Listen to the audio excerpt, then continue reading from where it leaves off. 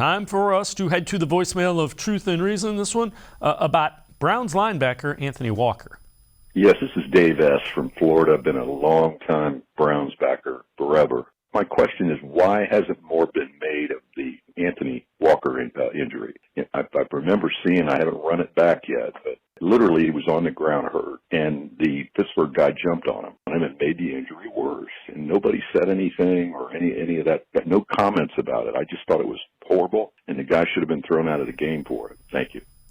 All right, so appreciate all the voicemails. Tim, we had Mary Kay Cabot on, and she asked Myles Garrett that before his one-car accident, and he thought it was a bullshit play. Just leave it at that. I tend to agree. It was clear he was injured. They was jumped on. If you go back and look before it looks like he hit him in the throat too. I mean, there were a number of things that looked like they weren't quite right with that play.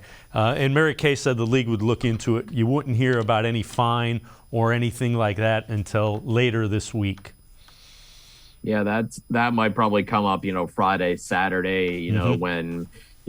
Those are typically when those fines are announced, for those roughing penalties, those unsportsmanlike conduct penalties. By the way, that probably should have been an unsportsmanlike penalty. The fact that it wasn't was really surprising. I mean, I remember, watching that game, seeing that hit, and, there was a penalty on that play, but I think it was for illegal man downfield against Pittsburgh. I'm surprised they didn't get that for unsportsmanlike conduct in that situation. Obviously, in hindsight, that probably should have been, because I thought, that was pretty uncalled for, because, Anthony Walker's down on the play. He's clearly in pain. And then Chukwuma Okorafor comes in and delivers an extra unnecessary hit, because I don't think that was in the play. I think the play was already past those guys by the time that hit came across. But, again, this is something we're going to find out. It's probably going to be a fine coming down the pipe in the next couple of days. I would think if it was a suspension, it probably would have happened already, to be honest.